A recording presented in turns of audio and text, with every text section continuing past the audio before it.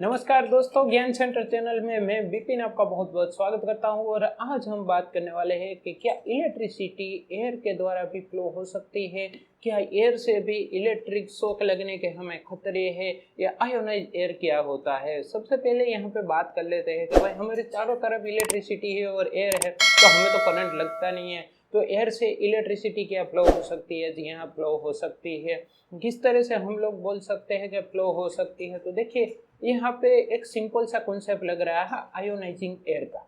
क्या इसका कुछ प्रूफ है हमारे पास प्रैक्टिकल भी? जी हाँ, एक वीडियो में आपको यहाँ पे दिखा रहा हूँ, थोड़ा सेंसिटिव है तो वीडियो देख लीजिए। इसमें देखिए, एक लड़के को बहुत दूर है उससे इलेक्ट्रिसिटी के तार जो है, हाई वोल्टेज लाइन है, तो हाई वोल्टेज लाइन थोड़ी दूर है, फिर भी उसको करंट लग रहा है।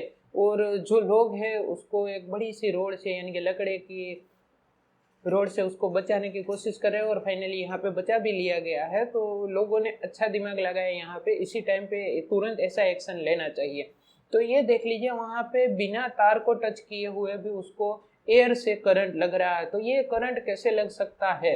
जैसे कि हमारे तो चारों तरफ तार है, अगर हम तार को हाथ में पकड़ ले तो भी करंट नहीं लगता, और ये एयर से क्या वो ओपन वायर था इसीलिए है, या फिर वो सिल्डेड वायर होता तो वहाँ पे नहीं होता।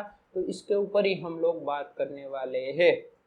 सबसे पहले समझ लेते हैं कि इलेक्ट्रिसिटी है क्या। इलेक्ट्रिसिटी है इलेक्ट्रॉन का फ्लो, जी हाँ, और वोल्टेज है यहाँ पे प्रेशर उसका।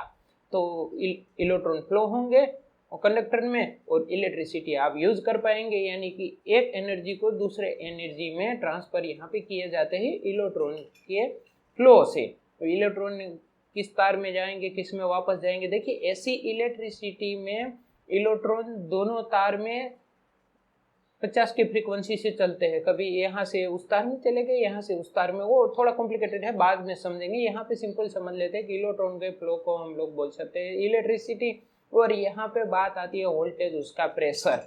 तो यहाँ पे जिस लाइन पे यहाँ पे करंट लग रहा है वो शायद 11 केवी या उससे ऊपर है, यानी कि 11,000 वोल्टेज या उससे ऊपर है। जो हमारे घर में इलेक्ट्रिसिटी यूज होती है सिंगल फेज पावर, वो 220 वोल्ट होते हैं। कहाँ 11,000 वोल्ट, कहाँ पे 220 वोल्ट। और बीच में अगर थ्री फेज इलेक्ट्रिसिटी की बात करें तो 415 वोल्टेज से लेकर 440 वोल्ट की सप्लाई वो भी होती है।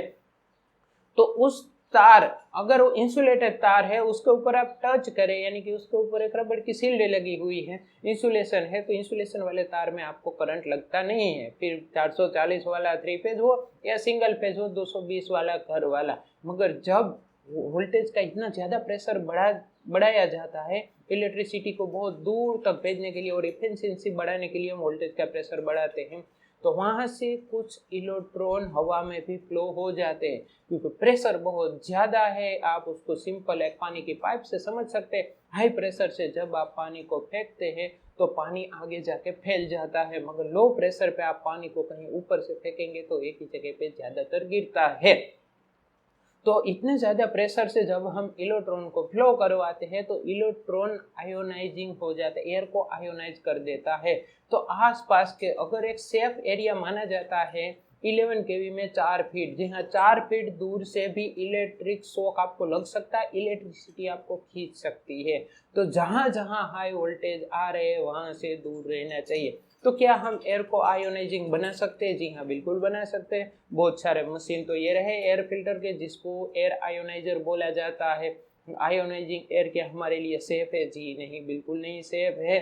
उसमें नेगेटिव आयोनाइज का यूज करके एयर को आयोनाइज बनाया जाता है। तो क्या एयर में भी करंट पास किया जाता है? जी हाँ, बिल्कुल एयर में करंट पास किया जाता है, और आयोनाइजिंग एयर उसको ही बोलते हैं। उसका सबसे अच्छा तरीका है क्या एयर एक अच्छा कंडक्टर है? जी नहीं, इलेक्ट्रिसिटी फ्लो करवाने का अच्छा कंडक्टर बिल्कुल नहीं है एयर, बहुत सारा रेजिस्टेंस होता है। मगर जहाँ पे बात आती है हाई वोल्टेज की तो इलेक्ट्रिसिटी वहाँ से भी फ्लो की जा सकती है।